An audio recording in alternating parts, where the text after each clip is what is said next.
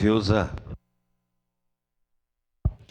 Bom, senhor presidente, senhoras e senhores vereadores, esta é de fato uma pequena homenagem para uma pessoa que colaborou muito nesta comunidade. A dona Elvira Pedrinha Tos Bisol, filha de João Batista Tos e Ana Garbim, nascida então em 20 de 12 de 1919 em Caxias do Sul e faleceu aos seus 86 anos em 24 de 11 de 2006.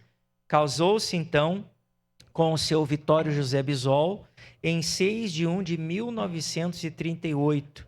E o casal, ele teve 8 filhos: Ivês, João, Pedro, Terezinha, José, Nestor, Maria, Salete, Rejane e também, neste tempo, adotaram e criaram como sua filha a Graciema.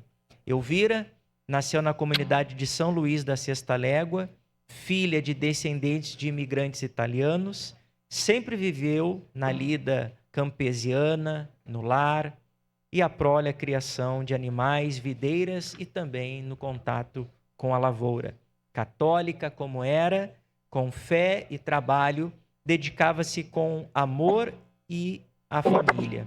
Dos filhos de Dona Elvira e Vitório, hoje somam 22 netos e 21 bisnetos. Então, a gente não poderia deixar de homenagear a Dona Elvira, porque tem um contato e toda a família muito grande ali com o povoado da Sexta Légua. Então, peço aos nobres pares a gentileza para que votamos, então, favorável a este projeto de homenagem. Obrigado.